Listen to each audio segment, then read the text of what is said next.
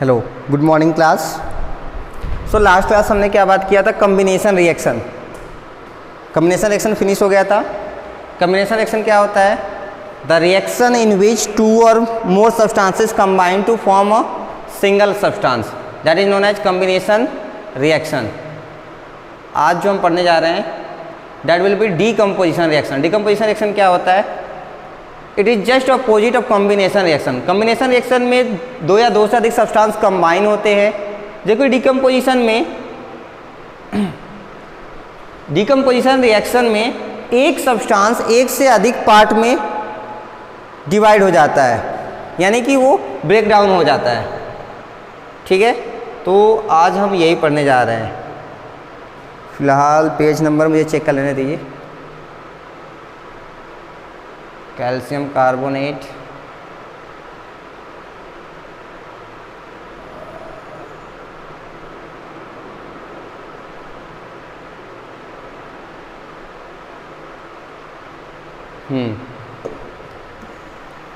आ गया। ये कैसा रिएक्शन है? कॉम्बिनेशन चल रहा है अभी। This one is combination. हाँ, ये रहा डिकम्पोजिशन रिएक्शन। हमारा यहाँ से स्टार्ट होता है। Those reactions in which a compound splits का मतलब break down up into two और more simpler substances are known as decomposition reaction. यानी कि ऐसे रिएक्शंस जिसमें कि एक कंपाउंड एक से अधिक पार्ट में टूट जाता है, that is known as decomposition reaction. The decomposition reaction are carried out by applying heat, light और इलेक्ट्रिसिटी।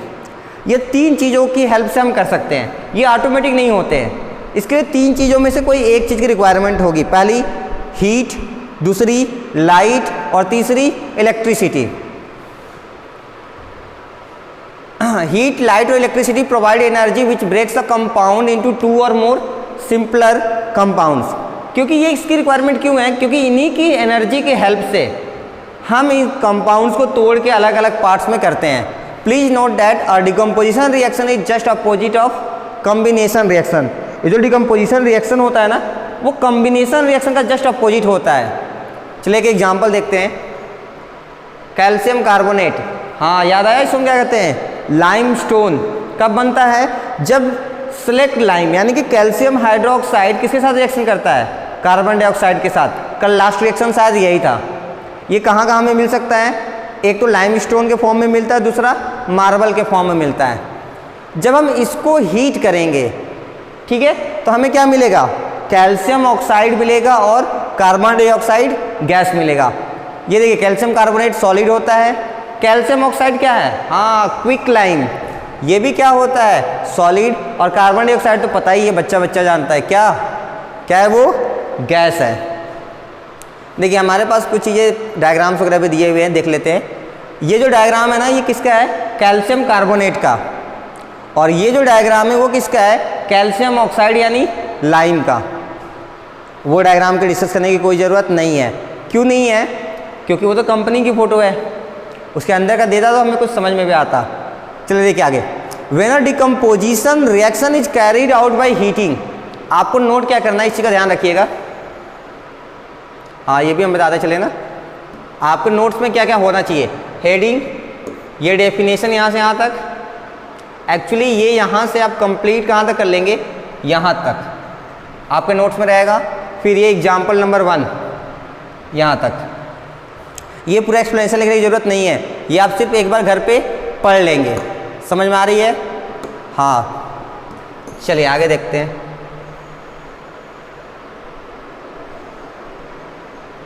नेक्स्ट चीज आपको ये डेफिनेशन भी राइट करना है। क्या ये? When a decomposition reaction is carried out by the help of heating, या फिर ऐसा रिएक्शन डिकम्पोजिशन रिएक्शन जो कि हीट की वजह से होता है, that is known as thermal decomposition. याद है हम थर्म की मीनिंग क्या बताते हैं? हाँ, हीट बताते हैं ना। थर्मल यानी हीट की वजह से। So those type of decomposition reaction which is carried out by heating is called thermal decomposition. Thermal means relating to heat. अब देखिए second example, when potassium chlorate when potassium chlorate, ये हमारा KClO3, इसका नाम होता है potassium chlorate, is heated in the presence of manganese dioxide catalyst. हाँ, ये समझना बहुत जरूरी है हमारे लिए, कैटलिस्ट क्या है। इसका डेफिनेशन हम यहाँ लिख देते हैं, आप नोट कर लीजिएगा। Catalyst is a substance, catalyst is a substance which is used, हम बोल देते हैं, आप नोट कर लीजिए ना, छोड़िए इसको, या फिर हमें ऊपर लिखना पड़ेगा, लिख दें। चलिए, आप तो कहेंगे हाँ सर लिख दीजिए, सब लिख दीजिए। देखिए, कैटलिस्ट हम ब्लैंक पेज लेके लिख लेते ना, ये सही है। Catalyst is a substance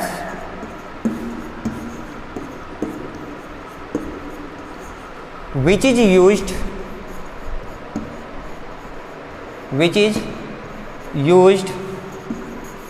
to increase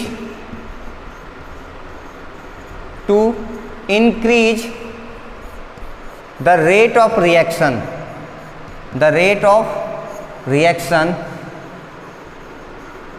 catalyst एक ऐसा सब्सटेंस होता है ना जो कि स्पीड ऑफ रिएक्शन को बढ़ा देता है। बहुत सारे रिएक्शन ऐसे हैं बहुत फास्ट हो जाते हैं, कुछ ऐसे रिएक्शन वो काफ़ी स्लो होते हैं, आज स्टार्ट करेंगे एक आध हफ्ते तक चलते रहेंगे। तब अब हमें ये बताइए, हमें कोई अगर एक्सपेरिमेंट करना है, क्या हम एक हफ्ता वेट करेंगे? नहीं कर सकते ना। तो हमें कुछ ऐसा मिलाना होगा, हाँ हिंदी में क्या कहते हैं उसको, आग में घी डालना। कुछ ऐसा हमें चाहिए जो कि आग में घी डालने वाला काम करे, यानी कि इस काम को और तेज कर सके। तो वो काम कौन करता है? कैटलिस्ट करता है। तो आज से हम उनको क्या कहेंगे? कैटलिस्ट कहेंगे। एक नोट पॉइंट आप ध्यान रखेंगे, क्या है वो? It is not used in the reaction, it is not used in the reaction, यानी कि रिएक्शन की स्पीड तो ये बढ़ाएगा, लेकिन इसका रिएक्शन में कोई यूज और नहीं है। और नहीं है का मतलब क्या हुआ? ये खुद उसमें मिक्स नहीं होगा, ये रिएक्शन में पार्टिसिपेट नहीं करेगा, बस इसका काम क्या है? रिएक्शन की स्पीड को बढ़ाना। यानी आप ऐसे समझ लीजिए कि दो दोस्त हैं, उनके बीच कुछ मिसअंडरस्टैंडिंग हो गई, तो तीसरा क्या कहता है, वो तुम्हारे बारे में ये कह रहा था। वो चाहता कि इन दोनों की लड़ाई हो, वो खुद लड़ाई नहीं करेगा, वो चाहता है कि ये दोनों दोस्त आपस में लड़ें।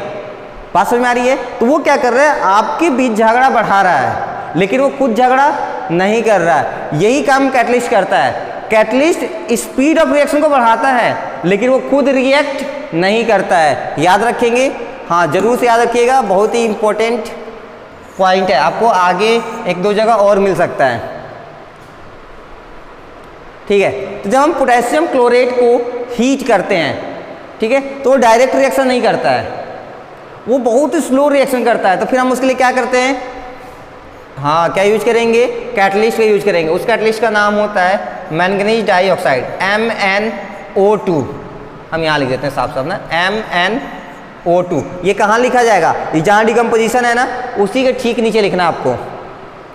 तो देखिए, पोटेशियम क्लोरेट जब मैंगनीज डाइऑक्साइड के प्रेजेंस में क्या होगा? हीट किया जाएगा, तो हमें क्या मिलेगा? पोटेशियम क्लोराइड और ऑक्सीजन गैस मिलेगा। बाद में बैलेंस करें तो आपको आता ही है। चलिए थर्ड एग्जांपल देखिए, when ferrous sulphate is heated strongly. अब देखिए, सल्फेट आयन को डिस्कस करने से पहले हमें कुछ छोटी छोटी चीज़ें याद रखनी है। क्या है? आयरन। हमने कहा था आयरन की दो वैलेंसी होती है। हाँ याद आया, आयरन है क्या? पहले मेटल है ना, तो ये इलेक्ट्रॉन डोनर होगा, यानी कैटायन बनाएगा। एक तो Fe2+ बना सकता है, दूसरा Fe3+ बना सकता है, depending on the situation. Depending on the situation. ये जो 3+ है जनरली ऑक्साइड बनाने के काम आता है। कब काम आता है? ऑक्साइड बनाने के लिए। और ये जो 2+ है ये सल्फेट बनाने के काम आता है। हर बार ट्रू हो ऐसा जरूरी नहीं है, जनरली हमने कहा। इन जनरल ये क्या बनाता है? सल्फेट। अब हमें बताइए फेरस सल्फेट का फॉर्मूला बनाना हमें, तो आयरन कौन सा लेंगे हम? 2+ या 3+? हाँ, कौन सा लेंगे? 2+ लेंगे। बात समझ में आ गई? और क्या चाहिए हमें? Ferrous sulphate, sulphate ion. हाँ, ये जो रेडिकल इस पर कितना चार्ज आता है? 2- होता है। अब ये देखिए 2+, 2 नेगेटिव, कुछ मल्टीप्लाई करने की जरूरत नहीं है, कंबाइन कर देंगे, क्या बनेगा, फेरस सल्फेट का फॉर्मूला FeSO4। समझ में आ रहा है? चलिए, अगर ये समझ में आ रहा है तो एक छोटी सी चीज़ ये हो गई। रिएक्शन हम देखिए यहाँ लिखते हैं, फेरस सल्फेट FeSO4 क्या दिया है, when ferrous sulphate is heated strongly, ये सॉल्ट है, ये कैसा होता है, सॉलिड फॉर्म में एग्जिस्ट करता है। जब हीट होता है तो आप चाहें तो प्लस के साथ हीट लिख सकते हैं, एक तो ये तरीका है। दूसरा तरीका क्या है, हम जो एरो हेड यूज करते हैं ना, इसके ऊपर भी क्या लिख सकते हैं, हीट लिख सकते हैं, या हम डेल्टा का भी सिंबल लगा सकते हैं। ठीक है, तो क्या होगा, it decomposes to form ferric oxide. अब ये क्या बनाएगा, फेरिक ऑक्साइड। अभी तो हमने कहा था ऑक्साइड बनाने के लिए आयरन कौन सा यूज करते हैं हम, थर्ड वाला, यानी कि ये क्या होगा Fe3+। अब बताइए ऑक्सीजन पे कितना चार्ज होता है, हाँ कितना, 2-, याद तो हो ही गया होगा, नहीं याद है तो देख लीजिए, एटॉमिक नंबर 8, इलेक्ट्रॉनिक कन्फिगरेशन 2,6, यानी ये 2 इलेक्ट्रॉन एक्सेप्ट करेगा तो 2-। अब आप हमें ये बताइए, ये 3 पॉजिटिव, ये 2 नेगेटिव, एक बात तो तय है कि कंबाइन कर जाएंगे। क्यों कंबाइन करेंगे, क्योंकि पॉजिटिव नेगेटिव है, लेकिन क्या इनका मैग्नीट्यूड सेम है, नहीं ना, तो मैग्नीट्यूड सेम होने के लिए हम क्या करें, मल्टीप्लाई करते हैं। देखिए हम यहाँ अगर 2 से मल्टीप्लाई करें तो आयरन पे टोटल चार्ज कितना हो जाएगा, 6, तो हमें यहाँ किससे मल्टीप्लाई करना होगा, 3 से। देखिए कंपाउंड क्या बनेगा, Fe कितना, 2, और ऑक्सीजन कितना है, 3, यहाँ लिख देते हैं ना, Fe2O3। समझ में आ रहा है? चलिए, तो ये भी बना लिया हमने, आयरन ऑक्साइड लिख लेते हैं ऊपर ही, Fe2O3, ये भी कैसा होता है, सॉलिड होगा, प्लस इसी के साथ प्लस, तो उधर स्पेस नहीं है इसलिए हम नीचे लिख देते हैं, प्लस क्या बनाएगा, sulphur dioxide and sulphur trioxide, sulphur S। Dioxide का मतलब 2 ऑक्सीजन है, यानी कि O2, ये क्या है, गैस है, प्लस और क्या बनता है, सल्फर ट्राइऑक्साइड, तो सल्फर तो फिर से S, ट्राई का मतलब, हाँ समझ तो गए, क्या होगा, 3, ये भी क्या है, गैस है। ये हमारा कंप्लीट रिएक्शन है। Ferrous sulphate when it is heated it forms ferric oxide, sulphur dioxide and sulphur trioxide. बात समझ में आ रही है? चलिए, समझ में आ रही है तो आगे देखते हैं।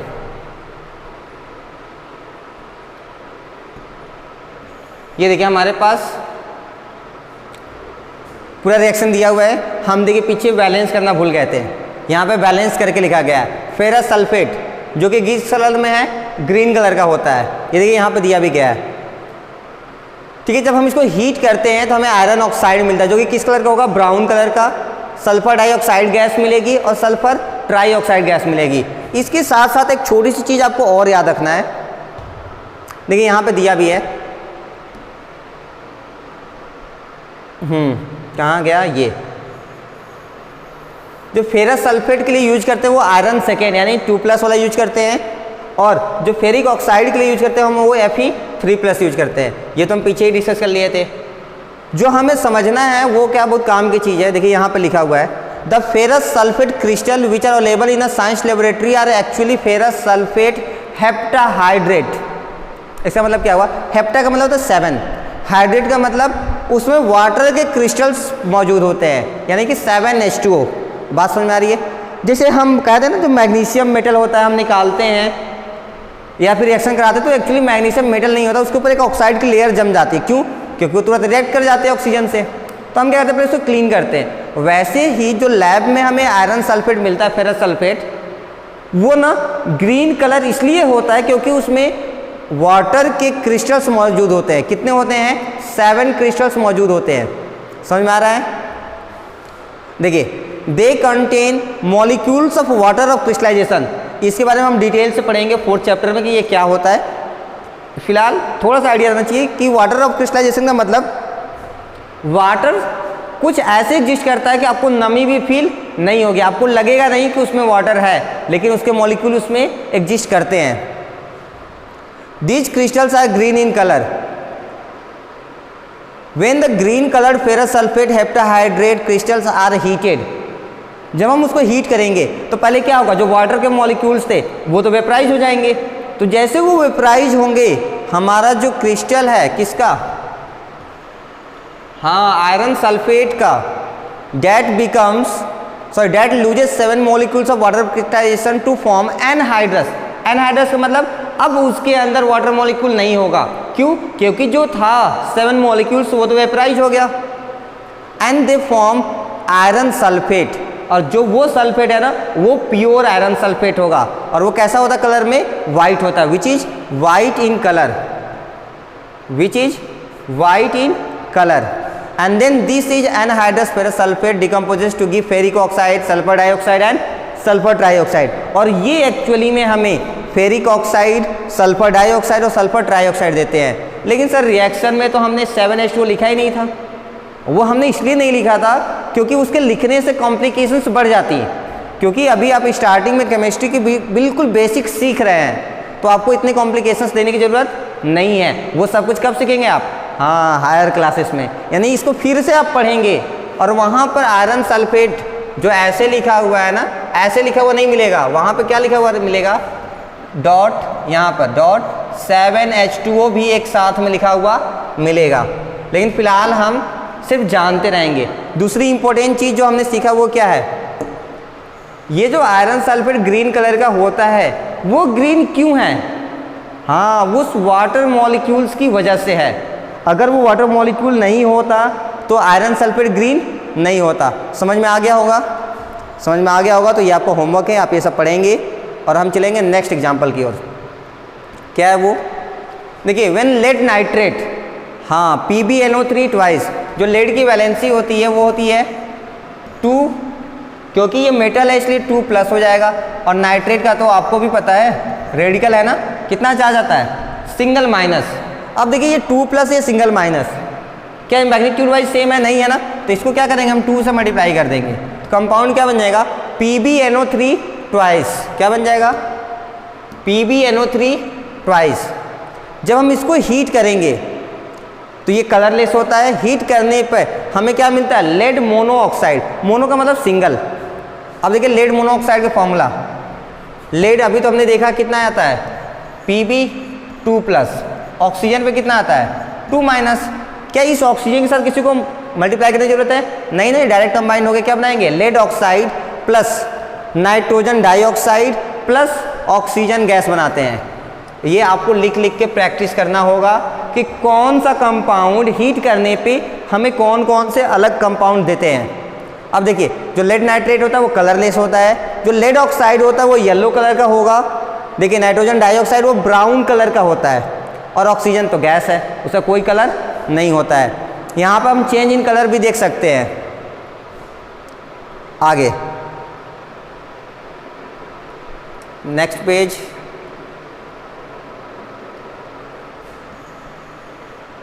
ये तो प्रीवियस वाला आ गया शायद, हाँ अब सही। Example number 5, when electric current is passed through acidified water it decomposes to give hydrogen gas and oxygen gas, this reaction can be represented as, हाँ ये ठीक है, ये ठीक वाटर, हमने जो कॉम्बिनेशन रिएक्शन देखा था ना, hydrogen, burning of hydrogen gas H2+O2, they are forming water. यहाँ पर दिया गया वाटर को क्या हम फिर से हाइड्रोजन और ऑक्सीजन में बना सकते हैं, बिल्कुल बना सकते हैं, लेकिन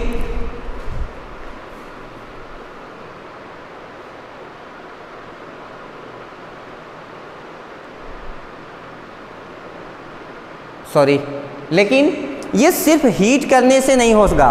तो फिर क्या करना होगा, हमें इसको इलेक्ट्रिसिटी की हेल्प से डिकम्पोज कराना पड़ता है, इसीलिए हम इसको इलेक्ट्रोलिसिस कहेंगे।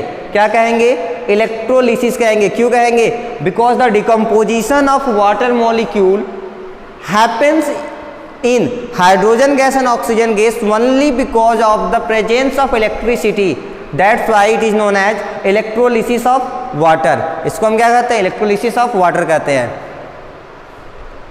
ठीक है, ये पूरा रिएक्शन है, आप ये एक्सपेरिमेंट आप पढ़ लीजिएगा। अब देखिए कुछ छोटी छोटी चीज़ें, जो एक्सपेरिमेंट होगा उसमें आपको थोड़ी सी प्रॉब्लम आएगी, कहाँ आएगी उसको हम यहीं बता देते हैं। देखिए इसमें दो टर्मिनल होगा, एक टर्मिनल होगा पॉजिटिव, दूसरा टर्मिनल होगा नेगेटिव।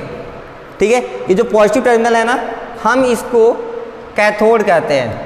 हम क्या, सब लोग कहते हैं, इसका नाम ही क्या है, कैथोड है। और ये जो नेगेटिव वाला है उसका नाम है एनोड। ठीक है, वाटर को जब आप इलेक्ट्रोलिसिस कराएंगे तो ब्रेक डाउन होगा, ब्रेक डाउन होकर क्या मिलेगा हमें, हाइड्रोजन और ऑक्सीजन। आप हमें बताइए ऑक्सीजन पे कैसा चार्ज आता है, हाँ कैसा चार्ज आता है, नेगेटिव। हमें नेचर से मतलब है, 2+, 1+ ये सब छोड़ दीजिए, हमें सिर्फ नेचर से मतलब कैसा है, नेगेटिव। जब ये ब्रेक होके ऑक्सीजन नेगेटिव चार्ज बनेगा तो आप हमें ये बताइए वो किसके साथ अट्रैक्शन शो करेगा, इस एनोड के साथ या कैथोड के साथ, किसके साथ, हाँ कैथोड के साथ, क्योंकि नेगेटिव और पॉजिटिव के बीच क्या होता है, अट्रैक्शन। यानी कि जितने भी वाटर के मॉलिक्यूल्स वाले आयन होंगे वो सब कहाँ इकट्ठा होंगे, कैथोड पे इकट्ठा हो जाएंगे। और क्योंकि ये कैथोड बना है तो हाइड्रोजन क्या बना होगा, नेगेटिव चार्ज, सॉरी ये नेगेटिव चार्ज था तो हाइड्रोजन क्या बना होगा, पॉजिटिव चार्ज। और वो पॉजिटिव चार्ज कहाँ कलेक्टेड हो जाएगा, नेगेटिव वाले पॉइंट पे, यानी कि एनोड पे। यहाँ सब हाइड्रोजन इकट्ठा होता है और यहाँ सब ऑक्सीजन इकट्ठे होते हैं। बात समझ में आ रही है, चलिए आगे देखते हैं।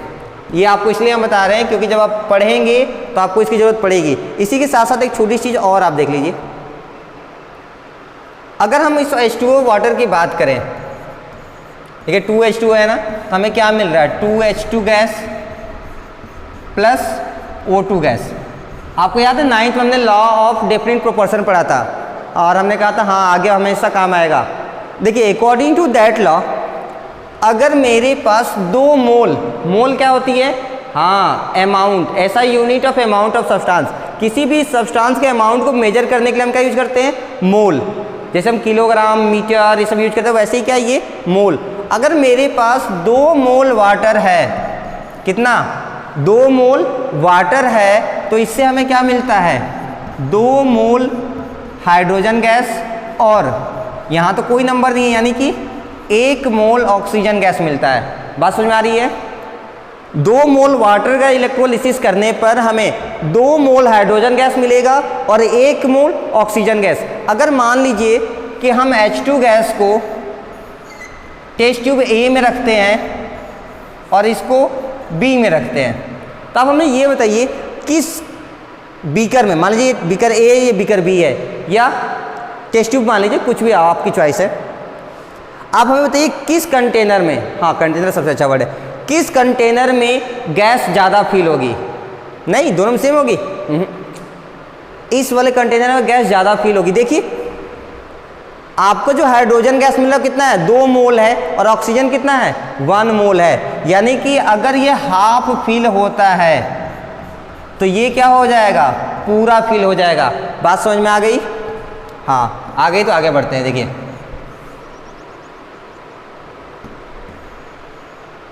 ये सब वही है जो कि होमवर्क है, आपको खुद से घर पे पढ़ना है।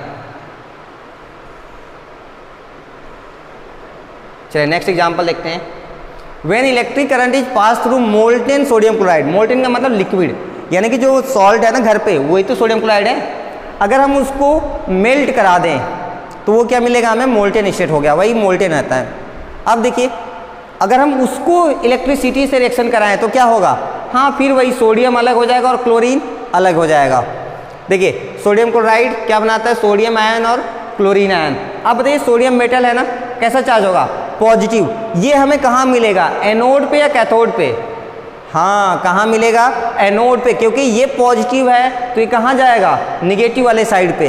क्लोरीन क्या है, नॉन मेटल, यानी कि निगेटिव चार्ज है। अगर ये निगेटिव चार्ज है तो ये कहाँ मिलेगा हमें, कैथोड पे, जहाँ पे क्या होगा, पॉजिटिव चार्ज होगा। नेक्स्ट एग्जांपल देखिए, हाँ ये जो पूरा प्रोसेस हम इसको क्या कर सकते हैं, that is known as electrolysis of sodium chloride. क्यों, क्योंकि हमने सोडियम क्लोराइड को इलेक्ट्रिसिटी के हेल्प से डिकम्पोज कराया है। इलेक्ट्रोलिसिस हम तभी कहेंगे जब डिकम्पोजिशन रिएक्शन हीट की वजह से नहीं, इलेक्ट्रिसिटी की वजह से होती है। नेक्स्ट देखिए, ऐसे हमारे पास एल्युमिनियम ऑक्साइड है, इसका तो कंपाउंड आप बनाना सीख लीजिए, आपको काम आएगा। Aluminium atomic number 13। आप हमें बताइए इलेक्ट्रॉनिक कन्फिग्रेशन क्या होगा, 283, हाँ मेटल है ना, कितना चार्ज आएगा, 3+, ऑक्सीजन के साथ रिएक्ट करेगा तो ऑक्साइड बनाएगा। तो आप ऑक्सीजन का तो याद हो गया कितना 2 माइनस, ये 3 है ये 2 है, बैलेंस करना होगा, यानी यहाँ पर हम 2 से मल्टीप्लाई करते कितना हो गया 6, इसको कितने से करना पड़ेगा 3 से। कंपाउंड क्या बनेगा, हाँ Al2O3, ये बन गया हमारा एल्यूमिनियम ऑक्साइड। देखिए एल्यूमिनियम ऑक्साइड का मोल्टेन स्टेट लिया हमने, क्योंकि उसमें जो हमें इलेक्ट्रिसिटी फ्लो कराना है तो लिक्विड स्टेट ही होना चाहिए। बात समझ में आ रही है। जितने भी इलेक्ट्रोलिसिस होते हैं सब किसके होते हैं, लिक्विड स्टेट के। तो क्या होगा, एल्युमिनियम अलग हो जाएगा और ऑक्सीजन अलग हो जाएगा। एल्युमिनियम मेटल है तो ये कहाँ मिलेगा हमें, एनोड पर, क्योंकि ये पॉजिटिव चार्ज है तो नेगेटिव पे मिलेगा। ऑक्सीजन नेगेटिव चार्ज है तो कहाँ मिलेगा, पॉजिटिव पे। और पॉजिटिव टर्मिनल क्या होता है उसका, कैथोड होता है। नेक्स्ट देखिए, हाँ ज़्यादा नहीं है, अब थोड़ा टाइम और लगेगा, देख लीजिए।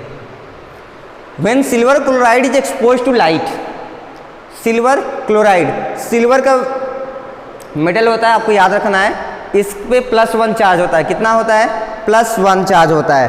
तो देखिए क्लोरीन -1 है, डायरेक्ट कंबाइन हो गए। तो सिल्वर क्लोराइड जब हम बाहर धूप में रख देंगे ना तो ऑटोमेटिक डिकम्पोज हो जाता है। क्यों होता है, लाइट की वजह से। तो जब हम प्रेजेंस ऑफ लाइट पे करेंगे तो सिल्वर अलग हो जाएगा, क्लोरीन अलग। क्लोरीन तो गैस है, वो क्या होती है, तुरंत वेपराइज हो जाएगी। अब देखिए जो सिल्वर क्लोराइड होता है वो एक्चुअली वाइट कलर का होता है, ठीक है, लेकिन जो सिल्वर है वो ग्रे वाइट होता है, यानी ग्रे और वाइट का मिक्सचर होता है। क्लोरीन गैस येलो कलर की होती है। इसके यूज हम पता है कहाँ करते हैं, हाँ ये मालूम होना चाहिए आपको। ब्लैक एंड वाइट जब फोटोग्राफी होती थी, याद है वो कैमरे होते थे पुराने ज़माने वाले, उसमें रील होता था निगेटिव, उसको देखते थे तो सब कुछ ब्लैक एंड वाइट दिखता था। हाँ वहाँ फोटोग्राफी में, ब्लैक एंड वाइट फोटोग्राफी में हम क्या यूज करते हैं, एल्युमिनियम ऑक्साइड का यूज करते हैं। वैसे सिल्वर ब्रोमाइड भी है, अगेन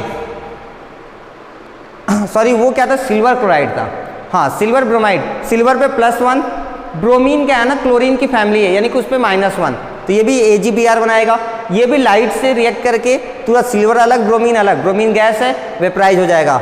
ये कैसा होता है, येलो कलर का, लाइट येलो, पेल येलो, यानी कि वो लाइट येलो कलर होता है। जो कि जब सिल्वर मेटल अलग हो जाएगा तो मेटल कलर क्या होता है, ग्रेइश वाइट, फिर से वही मेटल कलर मिल गया आपको। और ब्रोमीन कैसा होता है, रेड ब्राउन होता है। अब देखिए डिकम्पोजिशन रिएक्शन का यूज दिया गया है। The decomposition reactions carried out by electricity are used to extract several metals from their naturally occurring compounds like chlorides और ऑक्साइड्स। हाँ बहुत सिंपल सा, देखिए जब हम ओर से यानी नीचे माइनिंग वगैरह करते हैं तो हमें रॉक्स मिलते हैं मेटल्स वगैरह के, उस ओर से, क्योंकि वो क्या होता है ना, मिक्सचर होता है, उसमें ऑक्साइड होते हैं, क्लोराइड होते हैं, सब होता है। तो अगर हमें एक्चुअल मेटल चाहिए तो हम क्या करते हैं, उसकी इलेक्ट्रोलिसिस करते हैं, यानी कि या तो उसका हम थर्मल डिकम्पोजिशन करा सकते हैं या किसी और डिकम्पोजिशन की हेल्प से मेटल अलग कर देंगे, बाकी इम्प्योरिटीज़ को अलग कर देंगे, फिर हम उस मेटल को अलग अलग पर्पज पे यूज करते हैं। ये हो गया। दूसरा ये हमारा कहाँ यूज होता है, हाँ हमारे बॉडी में भी यूज होता है। देखिए the digestion of the food in the body is an example of decomposition reaction. जब हम फूड वगैरह खाते हैं यानी व्हीट, राइस, पोटैटोज, तो उसमें स्टार्च होता है। एक्चुअली स्टार्च क्या है, बायो का टर्म है, पर थोड़ा सा आपको मालूम होना चाहिए। देखिए फोटोसिंथेसिस में क्या होता है, सभी ग्रीन प्लांट फूड बनाते हैं। अभी देखिए हमारे घर पे जब फूड एक्स्ट्रा बन जाता है तो हम क्या करते हैं, हाँ क्या करते हैं, फेंक देते हैं, नहीं रेफ्रिजरेटर में रखते हैं ना, ताकि अगले दिन हम उसको यूज करेंगे, रखते हैं। हाँ जो नहीं रखते हैं वो दुष्ट है, उनकी क्या बात करना। देखिए अब हम क्या करेंगे, उसी तरह जो प्लांट्स होते हैं अगर उनका फूड एक्स्ट्रा बन जाए तो वो क्या करेंगे, उनके पास तो फ्रिज है ही नहीं, वो उसी को केमिकल फॉर्म में स्टोर करते हैं। और जो एक्स्ट्रा फूड स्टोर होता है उसी को हम स्टार्च कहते हैं। स्टार्च कुछ नहीं होता है, वो फूड है प्रिपेयर्ड बाय द प्लांट्स, जो कि एक्स्ट्रा हो गया था, उन्होंने सेव करके रखा था, जिसका नाम क्या है, स्टार्च। जब हम ग्रीन प्लांट्स वगैरह खाते हैं, लोग कहते हैं बहुत विटामिन मिलेगा, विटामिन मिलेगा, एक्चुअली वो उनका एक्स्ट्रा फूड होता है जो हम खाते हैं। समझ में आ रही है। देखिए तो starch present in them decompose to give simple sugars like glucose in the body. जब हम उसको खाते हैं तो वो स्टार्च ब्रेक डाउन होकर क्या बन जाता है, ग्लूकोज, जिसे एनर्जी मिलती है। और जो प्रोटीन्स होती हैं वो डिकम्पोज होकर हमें क्या मिलती है, अमीनो एसिड, जो कि हमारे लिए काफ़ी हेल्पफुल है। क्या हेल्प है वो बायो में पढ़ेंगे। देखिए कुछ क्वेश्चंस हैं जो हमें यूज सॉल्व करना है। देखिए पहला है, a solution of substance x is use for white washing. हाँ, वाइट वॉशिंग के लिए जो हम यूज करते हैं वो क्या है, कैल्शियम ऑक्साइड, जिसको हम क्या कहते हैं, लाइम। फॉर्मूला क्या होता है, CaO। नेक्स्ट देखिए, इसका एक और पार्ट है, क्या है, right the equation for the reaction of calcium oxide. तो कैल्शियम ऑक्साइड क्या हो गया, CaO हो गया, जो कि कैसा है, सॉलिड, विथ वाटर।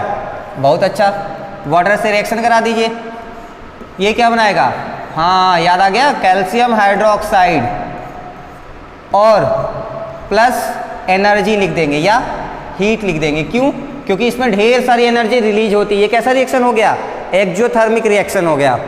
बात समझ में आ गई, बात समझ में आ गई, तो आगे बढ़ते हैं। देखिए नेक्स्ट क्वेश्चन क्या है, why is double the amount of gas collected in the electrolysis of water experiment.